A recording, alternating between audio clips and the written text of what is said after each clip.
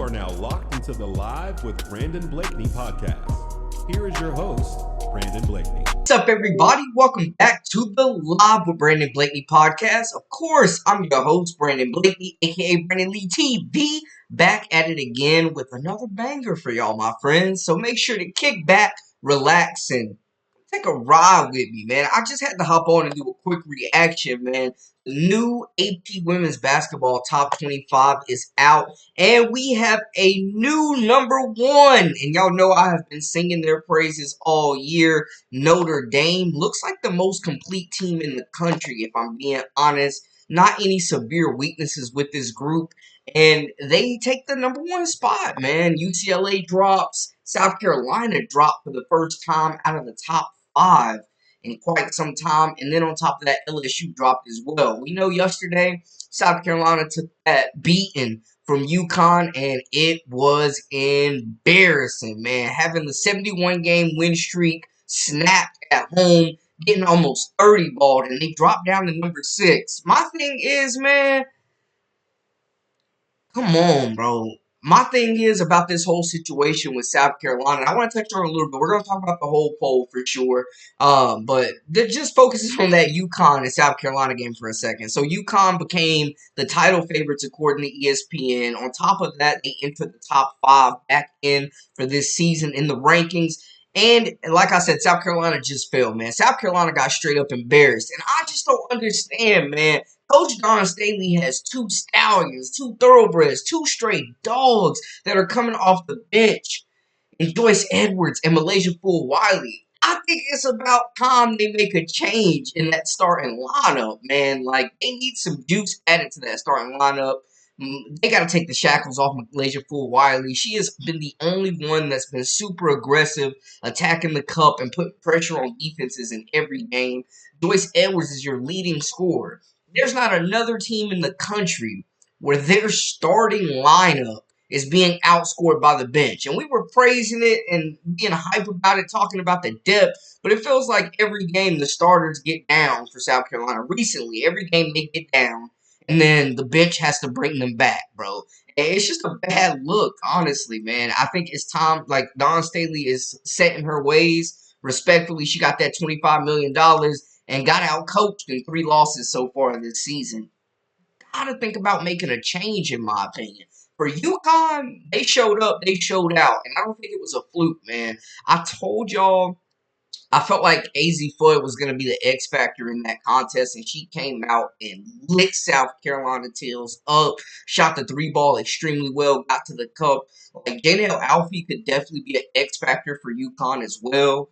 Just with her size, her physicality, she was big for them in that game against South Carolina. Sarah Strong continues to be superb.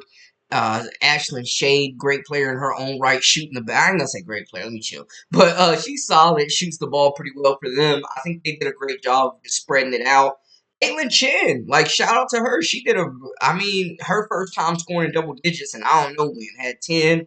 UConn just came out and blanked South Carolina, man. Shot the ball extremely well and really never looked back. UCLA without Lauren Betts, man, got it done against the ranked Michigan State squad. But people still have a bad taste about UCLA after that USC loss.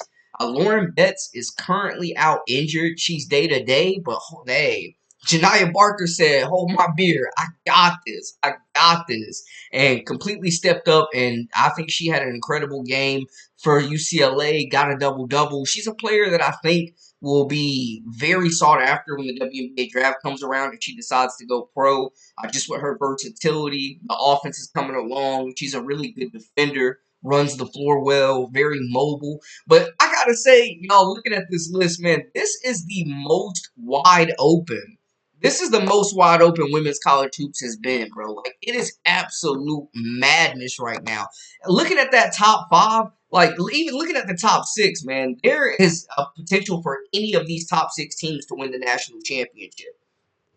Guys, welcome in, welcome in. If this is your first time, make sure to hit that subscribe button, comment, like, share, all that good stuff. Man, y'all got the comment section jumping early. Definitely follow us on social media, too. RC, Saheed, my guy. UConn definitely surprised me, too. Rob Brett says they got it right with the poll. Team Citron, though. One loss and they chopped my Bruins up. Yeah, man, they dropped them. UCLA took that one loss and it rubbed everybody the wrong way. UCLA took that one loss. They're without Lauren Betts right now, which is a big loss for them. We'll see how long she is going to be out. Texas moves up, and they look like the favorite to take the SEC title. They have a very favorable schedule as well. Texas does to finish out the year. I definitely think they go ahead and claim the SEC title, but we see them moving up as well, man. Like there was a lot of movement. You see Notre Dame, obviously number one team. Hannah Hidalgo, National Player of the Year. Sonia Citron, one of the best 3-and-D players. Olivia Miles has been incredible, like walking triple double, shooting the ball at an all-time high from three. People were actually like talking about how this backcourt of Hannah Hidalgo and Olivia Miles wouldn't work because there was only one basketball, and they've catapulted this team into, honestly, in my opinion, the national title favorites. Texas moves up to number 2. UCLA drops 2 spots to number 3. USC got the big win over UCLA and moved up 2 spots. Dre says he's done with Coach Kim Mulkey. Yo, Dre, what's going on with Cheyenne Day Wilson, man? Turnover machine. She threw like a temper tantrum late in the game. Like, honestly, the move for LSU, in my opinion, man, as we look at them at number 7 right now, they dropped out of the top 5 themselves. Jada Richard is the answer for them at point guard, in my opinion. Like, we've seen the struggle, and they need a pass-first guard that can also shoot the three if left open, like spread the floor out, because they're not a great three-point shooting team. Jada Richard has come in relief duty. She shot the ball well when given opportunities. She hasn't really turned it over. She's controlled and ran this offense. Like, give the freshman a chance. Like, Coach Don Staley and Coach Kim Mulkey are on the same BS right now, where I think they're kind of holding this team back due to loyalty to upperclassmen. But when you got to make a move, when you got to win games, when this is a job right here, like college sports, this is a job. It's nothing personal, but it's got to be next woman up, next man up if you're not getting the job done. So that's just my takeaway there for them. But yeah, definitely. Let's see. Texas is now absolutely like that for sure. For sure, Texas absolutely getting it done, looking like the SEC favorite. UConn playing this well. Rob Red, welcome back. Shouldn't be a surprise, of course. Who could see that beatdown? Not even their fans saw that win coming. Not to that magnitude.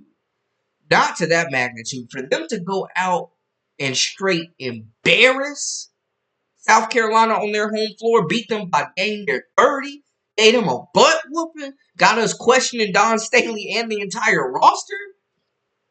Yeah, UConn, man, they definitely made some waves. But yeah, Coach Kim Mulkey making the same mistakes, rotting those starters into the ground. Caitlin Gilbert, Jersey Wolfenbarger, non-existent in this game. I will say though, man, I think Samaya Smith did an incredible job on Oldacre. I think she did an incredible job on Oldacre, but they lost a very winnable game. And LSU's SEC regular season title hopes took a major hit yesterday. So he says South Carolina will bounce back. Jay, welcome in, welcome in. You are so right. Don is dropping the ball by not playing the right players. It's about rotations. It's about these coaches putting these players in positions to succeed. Absolutely. Yeah. Alfie, man, yo, I'm telling you, big, physical, skilled. She really is a freshman, to be honest, as far as playing. You know, this is her first year really getting playing time and being healthy for UConn. But her size, her physicality, like, El Alfie's doing for UConn what they need Del Rosario to do for LSU, man. I know she had the injury and she's working her way back and she gained some weight, but that has nothing to do with her basketball IQ not improving, in my opinion. Yo, Groovy, welcome in, Groovy. Midday live. Y'all make sure to subscribe. Brandon, what the hell did the AP Top 25 expect for UCLA to go absolutely undefeated? That's hard to do, and they punished us and sent us to number 3. Yeah, at least number 2. But Texas, man, the way they playing, I can't say that the poll is wrong, but I feel what you're saying, RC, for sure. Utah is light years better than Illinois. Hey, bro, shout out Illinois, though. They won like 6 straight. They got a 6-player rotation right now and are playing extremely hard. But I like Utah as well. Yeah, I like Utah as well, man. She brags about Jada and Miracle, but don't play them. And the thing with the thing going back to LSU in the point guard situation, Rashard is definitely potentially the answer for them. And Miracle Shepherd. Like, I get Laster Poa has been around. She battled some injuries, suspension. Like, she's been going through a lot. But she's not the answer at point guard right now. You got Jada Rashard, who's young, who can add some more juice to this front court. You got Miracle Shepherd, who's been hailed as the best perimeter defender on this team and barely gets minutes, man. Like, it's crazy to me. Like Cheyenne Day Wilson eating up minutes, no production, turnover machine. Kaylin Gilbert, hot and cold. Like, you just don't know what you're going to get with some of these players, man. Jersey Wolfenbarger is a small forward and a 5 body. Definitely need to get her some of that gumbo, some of the gator bites down there, get her in the weight room, because she's out there getting abused as well, man.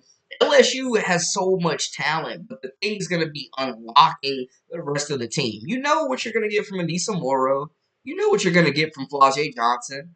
You know what you're going to get from Michaela Williams. But the rest of the team scored under like 10 points. I think they had, what, maybe it was like 9 or maybe 11 points total from the rest of the team. Like, when you're talking about complete teams, you're looking at Notre Dame, you're looking at Texas, you're looking at UCLA. LSU, man, has some liabilities. They got a lot of players that are getting free rides. UCLA, though, I think it'll be about getting healthy for them.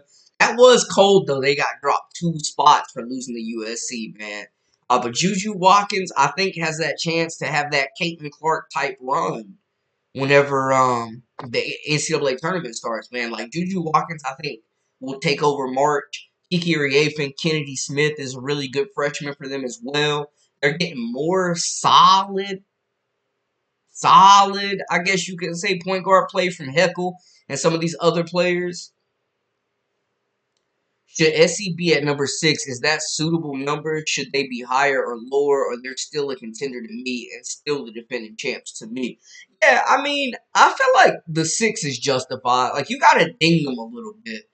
And it feels like teams are kind of figuring South Carolina out.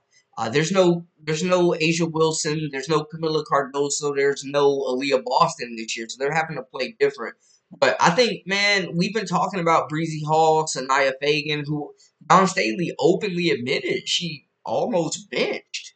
And Sanaya asked for another chance. But I think in that last game, man, we showed a lot. Like, the rim protection was not there. They are not afraid to attack the cup. AZ Flood was not afraid to go in that lane against Sanaya Fagan. Adele Tack is not getting any type of chance. I know she's young, she's inexperienced, she's building chemistry, but you can't teach 6'5", 6'6". Like, you're worried about getting dominated in the paint. You're worried about rim protection. You're worried about rebounding, and you got players with some serious size on the bench that aren't getting opportunities, man. But Malaysia Full Wiley, especially, like, she comes out aggressive. Nobody can guard her in the country. And that's the closer for this team. You want somebody that can go and get you a bucket at any point in the game. Malaysia Full Wiley is that player. And I'm not here to question Don Staley or say anything bad about her personally. But if this was any other team in the nation that had their 2 best players coming off the bench, we would be looking at them crazy. Instead, we give Don Staley a pass. Brady, do you think Don's ultra loyalty to Raven, Bree, and Sanaya going to cause them problems as the women's basketball year is heading to the far? I think so, man. Raven Johnson is beloved. I have nothing bad to say about Raven Johnson. She's a winner. She's tough. She's talented. She's been around the program. She's done everything the right way. But she's limited. She is limited. Offensively, she's limited, man. Her scoring has taken a huge hit. She's been a liability at points out there, man. And they know the recipe for South Carolina is really to pack the lane and turn them into a perimeter shooting team. Because if Tessa Johnson isn't hitting, if Breezy Hall, whose 3-point percentage has gone down this season, if she's not hitting, if Tessa Johnson isn't making shots, like, this team becomes one-dimensional really, really fast. And I definitely think they got some stuff to figure out. My Hawkeyes almost pulled it off. We put the fear of God in Ohio State late in regulation when Lucy Olson went unconscious from 3-point land. Lucy Olson, hey, Lucy Clark, talk to him. Iowa's going to be a dangerous team, man. They have reeled off like 5 straight wins. I love that they're coming together. Ever since Caitlin Clark's jersey retirement, man, I tell you, Iowa been hooping. I like Ohio State too, though. I definitely like Ohio State too. How is Notre Dame number 1 with 4 losses? Man, I think Notre Dame, the number 1 ranking is justified. Like they're running through the ACC. They've had a very tough non-conference schedule. They're battle tested. They arguably have the best backcourt. You can debate with LSU as well, but Notre Dame at number 1, I feel like they're playing the best basketball of anybody else in the country right now. And also like when there's a loss and there's a bad taste, women like basketball in general, especially these polls, are very much so, in the great words of Miss Jackson, what have you done for me lately? Raylon says SC is getting the Bama treatment, and sometimes teams can live off their brands. Definitely. Dave Wilson cannot shoot at all. Jada is the answer. Yeah, I think Jada Richard is absolutely the answer for LSU, man. She can shoot it. She's a pass first guard. She's played big minutes. She's a hometown kid. You need someone that is not one dimensional that can spread the floor because LSU really hasn't shot the 3 really well this season. And I mean, you got 3 players that can get a bucket at any time. But you got Cheyenne Day Wilson, who is getting all these minutes. You got Laster Poa, 2 players that are extremely limited offensively. And that's like my big takeaway from LSU, to be honest with y'all. It just feels like they're not getting much production. Like, Caitlin Gilbert is good for a 20-piece every now and again, but who's going to consistently take pressure off this big 3, man? RC says, start Tessa, start Lay, and start Joyce. Don, you're a great, excellent coach. It might be time to pass some torch. And that's no shade. That's no shade. But it might be time to pass some torches, man. Y'all done lost 3 games for the first time since I don't know when. Like, and it's nothing against Raven Johnson. High IQ, like you said, RC. Great defender. Runs the show. Like, good point guard. Great leader. Good court vision as well. But she's limited. She's very limited, in my opinion.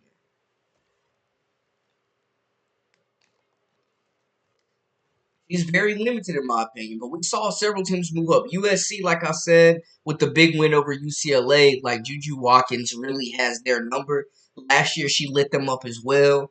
Shout out to UNC moving up 3 spots to number 9 with the big win over NC State, a little ACC action. Deja Kelly left this team, and I feel like everybody thought that they were going to fall off.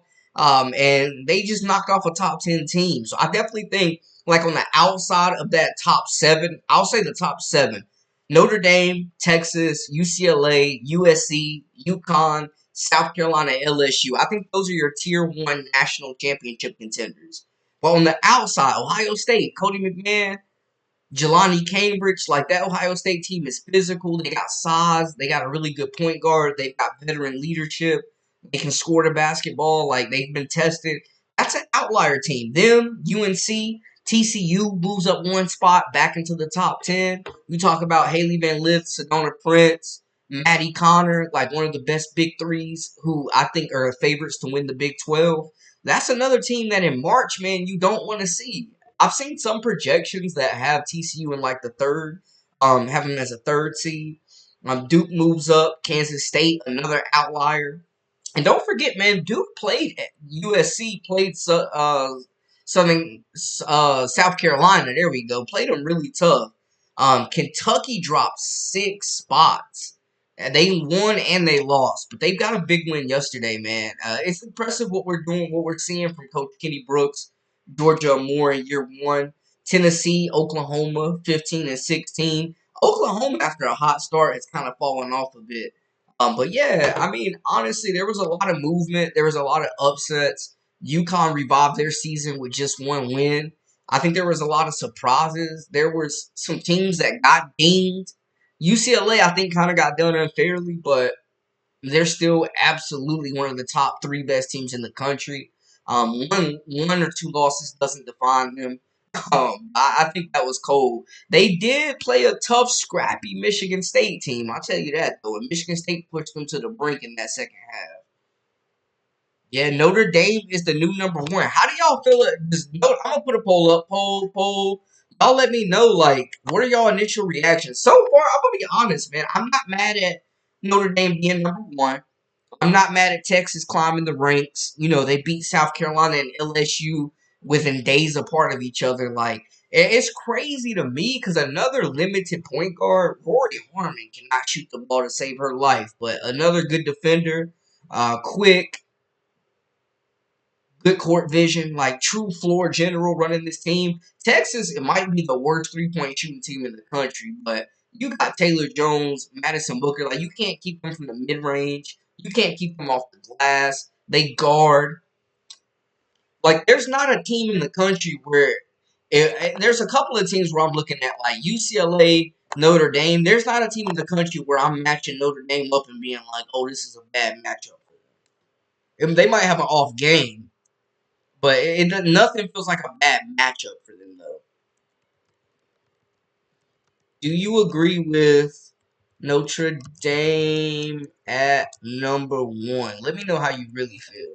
I tell you what, though, two players, in my opinion, Janiah Barker, AZ Fudd, definitely helped their draft stock for sure.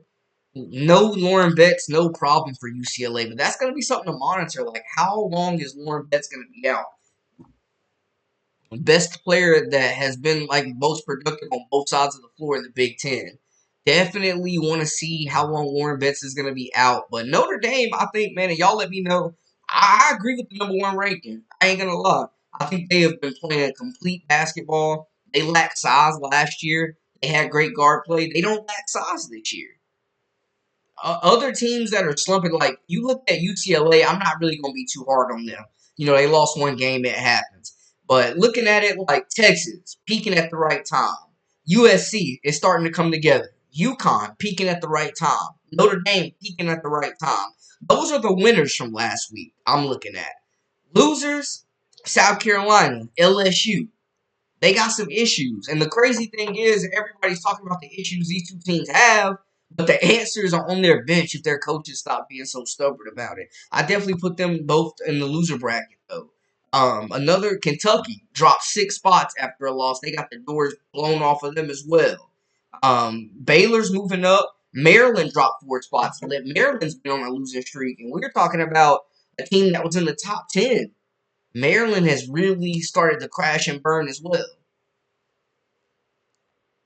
Let me catch up in the comments, though, man. If this is y'all first time, make sure to hit that subscribe button, comment, like, share, all that good stuff to stay up with all the latest and the greatest. I will say, though, looking at these teams, man, it really feels like this is the most wide open the NCAA tournament has been in years. Like, this is the first year in a while when there's not like one just dominant force, one dominant team that's smacking everybody that is, the full-grown favorite to win the title. This year, it's wide open.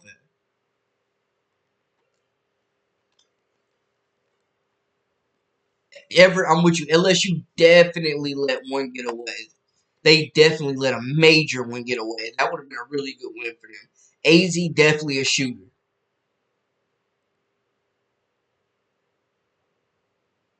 Yep. She plays pow. Hasn't played. Yeah, man. She's not the answer. Poa is not the answer for sure. North Carolina being ranked number 9 is a total head scratcher. Man, it's crazy to me how good they are. Like, they lost Deja Kelly and got way better. It's crazy. And now she's suffering at Oregon right now, getting smacked on a daily basis. Should SC, yeah.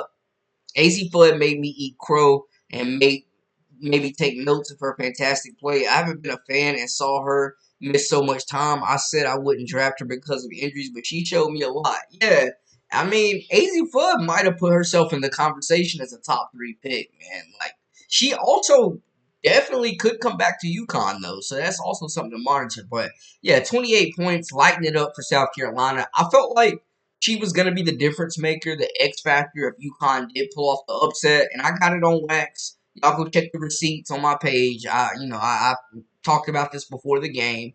But yeah, honestly, man, AZ Fudd did a lot. I think she was aggressive. She's got back healthy. She's gotten her confidence back, and you love to see it. She's reminding us who she is for sure. Yeah.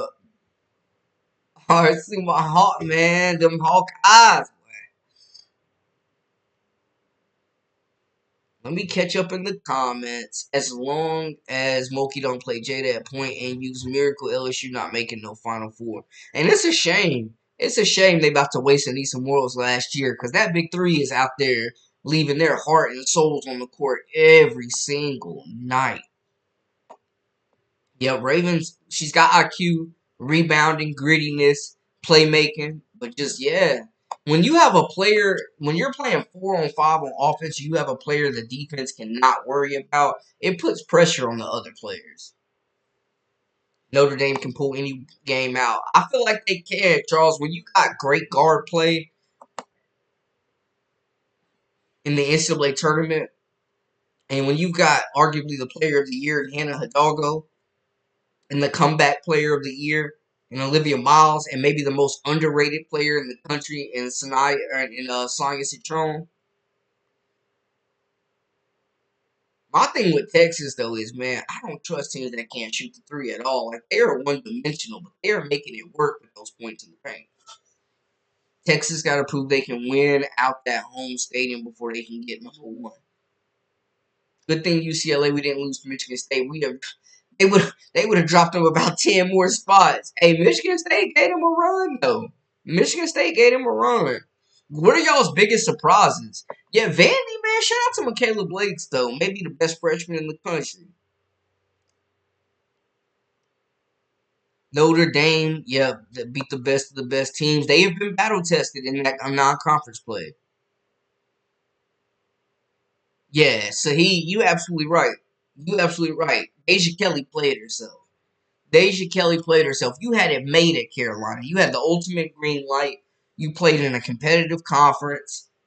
You played with a team that believed in you, that gave you an opportunity, a team that had upside, a lot of talent coming back, a lot of experience coming back, and you decided to leave for, you know, greener pastures, I guess. That NIL is something serious, and that's what you got to be careful about chasing that NIL bag and chasing those opportunities, man. You really got to be careful. Oregon threw that Nike bag, and Deja Kelly got up out of there. But you look at it, man, like she's so. I just want a little snapshot. So last season, Deja Kelly in the NCAA tournament made it. Carolina had a pretty good season. She averaged 16 points, 3.9 rebounds, and 3.2 assists. Fast forward to Oregon. She's averaging 10 points per game, 4 rebounds, and 3.3 assists. Deja Kelly averaged 11 points in her freshman year. She's averaging below that at Oregon.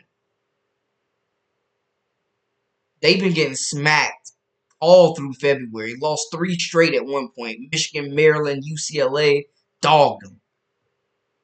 Like, probably not a NCAA tournament run in the horizons, man. I think Deja Kelly absolutely played herself. I think she was in a good situation at Carolina. Obviously, she needed them more than they needed her because Raina Kelly, Usby, Gat Dang, they're playing really great basketball. Maybe she was the problem. Yeah, LSU and Kentucky is going to feed families. Hey, Kentucky's got a chance to really wreck some things, though. They still have South Carolina and LSU on the schedule, and I'm just not ruling out any type of results after seeing what went down this weekend. LSU and Kentucky is going to be a major game, though. The state of Louisiana, yeah, man, wide receivers especially. UConn better than USC, Brandon in chat.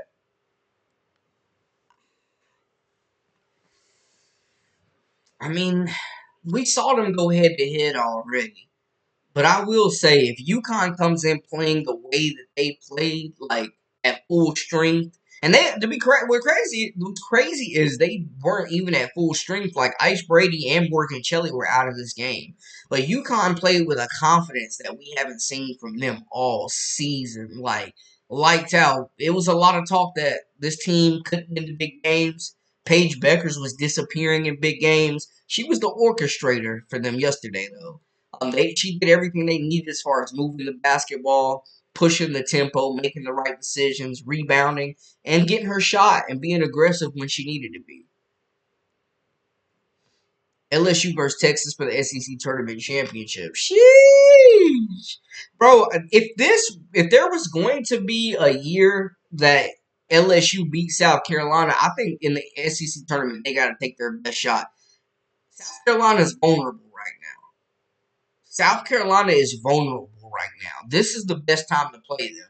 And what we're seeing, like what UConn did to them, Kentucky is a similar type of team with great guard play that can move the basketball, that shoot a lot of threes, do a lot of handoffs, a lot of pick and roll, a lot of ball reversals that can get them scrambling. Um, they've got versatility, and they really, really, really, really keep defenses on their heels with that offensive attack. Kenny Brooks runs that show like a pro, like a pro franchise. Like they really spread the ball out, and they get a lot of shots up, and they're really good at shooting the three. Hey, Kelly's, thank you, Kelly. I appreciate you. I appreciate you so much. Thank you so much for the support. Y'all, if this is your first time, make sure to hit that subscribe button, comment, like, share, and join our memberships. We got exclusive content that I drop daily, weekly, whenever you need it. Y'all know the vibes. And follow us on social media at Brandon Lee TV. Thank you, thank you, thank you. Let me quick update on the poll. 73% say Notre Dame. I mean, Notre Dame is playing great basketball. There's Notre Dame, there's UConn, USC. Like, there's a lot of teams right now in that top six that are peaking at the right time. And I'm not gonna hold that loss against UCLA. Like somebody said it earlier. Like, nobody's. You know how hard it is going undefeated. Nobody's going undefeated this season. The transfer portal, recruiting these freshmen, the talent is so even right now that you really can't count anybody out. IDK, I'm losing confidence in Coach Mulkey. Sheesh. You just gotta be able to make the tough calls, man. Like all that yelling, hollering, temper tantrums, and bright outfits gets really old when you're losing games. For sure. I mean, they got the talent, man, but like it feels like South Carolina and LSU are going through the same thing. Where is the player development? Like Del Rosario hasn't gotten any better since she stepped on campus like a year or two ago. Like year two, she hasn't gotten any better. For South Carolina, Breezy Hall hasn't gotten any better. Like she's not doing anything now that she wasn't before. You got Laster Poa for LSU, hasn't developed at all. Like Bartlett hasn't developed at all. Like these big time programs are recruiting really well and they're doing damage in the transfer portal. But where are the programs that are actually developing talent? Because that's what's lacking right now.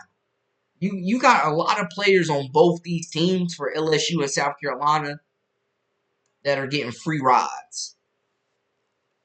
And they're going to get recruited over. But I tell you what, South Carolina and LSU fans are fed up because these LSU had no business losing to Texas. They were in control of that game the whole time. If I'm an LSU fan, I'm pissed. I'm pissed, bro. You got players throwing temper tantrums. You got crazy turnovers. Like, they had that game in the bag. They had Texas on the ropes. They were up double digits for a lot of that game. Madison Booker went 0 of 11 in the first half. Like, they had Texas. How did they let that slip away? SC won a natty with weak three-point shooting. Texas might have a shot. Aisha, I agree with you. Texas absolutely has a shot. They absolutely have a shot. They don't have a dominant big per se, but the combination of Taylor Jones and Oldacre has definitely caused problems, and they're getting all the paint touches they need. Rory Harmon has been good coming back from the injury. She's limited with shooting. I love what we're seeing from the freshman Jordan Lee. They got some good minutes from their bench last night or yesterday as well. Like, Texas is using their depth. They actually have players that come off the bench that can contribute. Chicago Cheetah, I'm a believer in LSU. When LSU is on, they're on. They gave Texas work for 3 quarters and then folded. But it's about player development. It's about playing your best player. Figuring out what rotations work, what rotations don't. But we're past the half point of February. What we're seeing right now is some of these teams' final products heading into this tournament.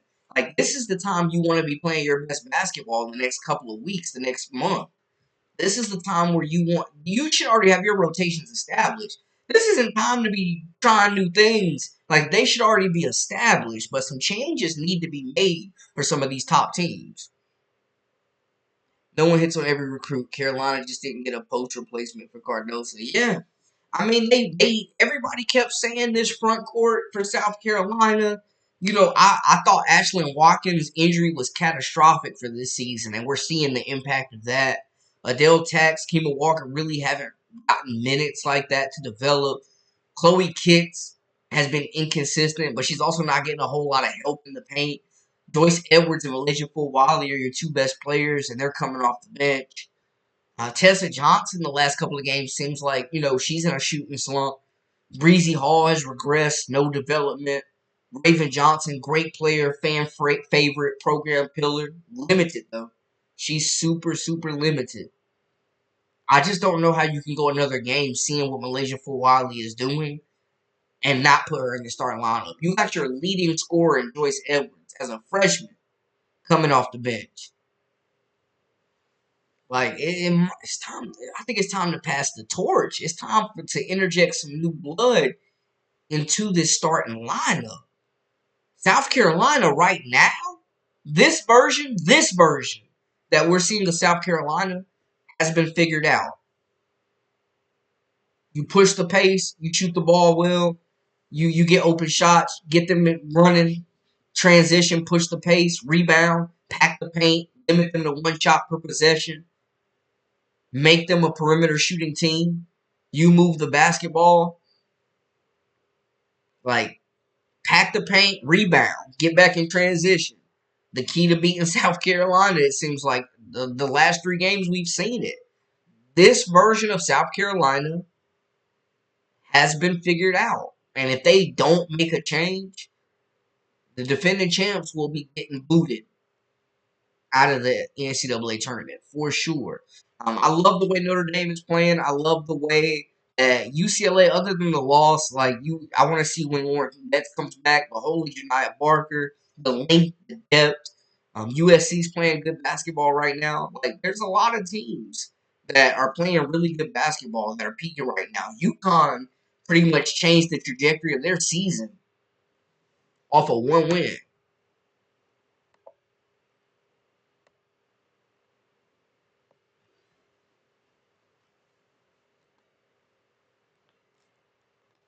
I agree. Edwards definitely has to play more minutes. I mean, you can't just keep digging yourself in these holes and expecting to come back against these top ranked teams. But to be honest, just looking at the list, though, man, I'm going to be real. I think for the most part, the AP got it right. The AP got it right. You're seeing a lot of teams. UNC's playing great basketball right now. Duke's playing better. K-State. The SEC is still brutal with all these teams in the top 25 ranked. Notre Dame deservingly being number 1, man. Like, I mean, I agree. There's not a team that I would roll the ball out and put Notre Dame against them and be like, this is a bad matchup for Notre Dame. Like, Notre Dame is going to be scary in March, man.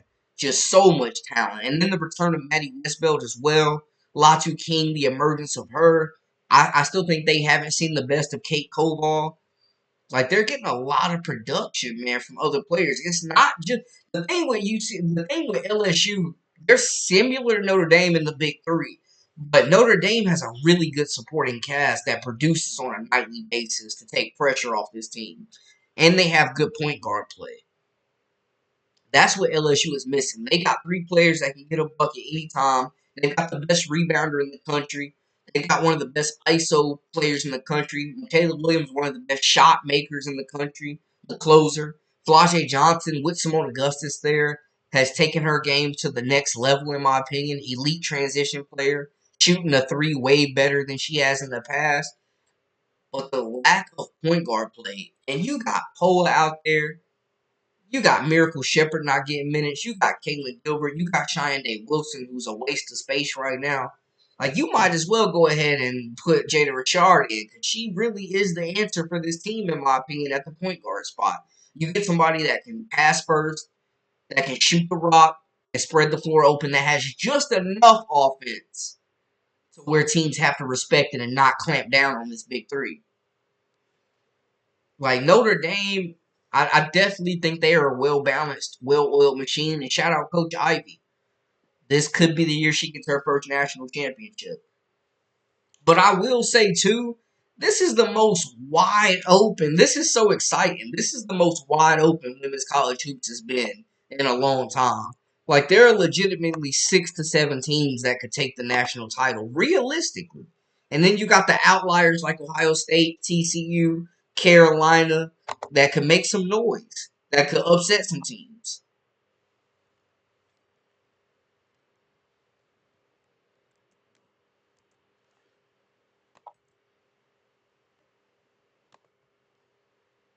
At this point, if you had to choose today, like right now, bet your money on it. If you had to choose today, who wins the title? If you absolutely, like, if you had to choose today, if you had to bet something on it, who are you choosing to win the national title right now? Who are the favorites? Because this year, hey, Coach Ivy, look, man, don't get me in trouble, bro. don't get me in trouble, man. Coach Ivy, though, man. Whew, hi, hi. But yeah, back to ball, man. But yes, definitely salute to Coach Ivy. But I mean, can you kind of keep the hot shooting up? Tennessee, man, shout out to Coach Kim Caldwell. She's building something special. She's building something special at Tennessee. I think they're like the SEC is definitely beating up on themselves. But when other teams that haven't seen Tennessee once or twice this year have to play them, like Tennessee's press, their depth. Shout out Jules Spears. She had like 28 last night as well. She went off. Like, they have really great. They got great guard play. They got 4 guards that are averaging double figures right now. Like, Spearman has been really good. Jules Spears has been really good. Talasia Cooper has been really good for them.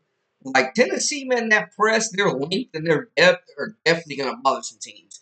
They be pressing the life out of teams. They gave LSU a hell of a run. They gave South Carolina a hell of a run. So you already know the vibes, man. Keep it P, baby. Yes, sir. Okay, Troy. Okay, Troy. Respect, respect. Bro, yeah. I mean, I will say it was an off-scoring night for Paige, but as far as dishing the rock, like, she did everything they needed her to do as far as facilitating. And that showed you how important it is to have a guard on the floor that can run offense and make things easier for everybody else around the team, man. You got a bunch of shooters. Like, that's what LSU, man, Jada Richard, I'm telling you, they put her in. She will change the trajectory of this team. You saw what Paige Beckers did, 10 assists. Like, it's not always about scoring to impact the game. You can rebound, you can defend, and you can be an assist maker. If it's not your time, if it's not your night, you find open teammates. And, that's what we saw from Paige Beckers. Ooh, Tennessee?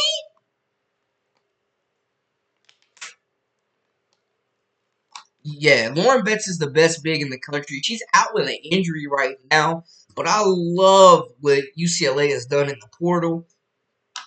And I think it's going to be a blessing and a curse. Lauren Betts is out, but we're really about to see the emergence of Janiah Barker. And we saw her with that double-double already.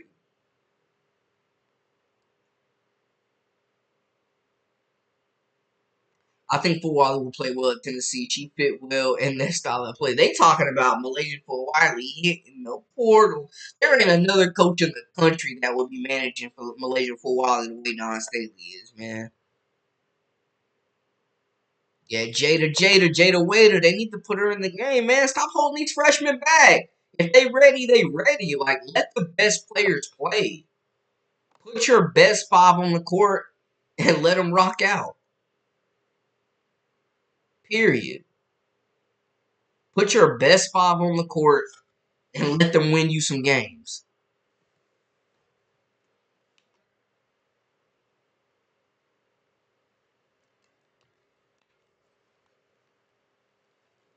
It's a lot of favoritism in these programs being shown to the upperclassmen. But it's also exciting. Ariel, welcome in, welcome in. I agree, Don, especially Mulkey, are too dependent on the starters when the bench is more dependable. Absolutely agree. Absolutely agree. It's a reason why South Carolina be getting down in a lot of these games and the bench has to bring them back.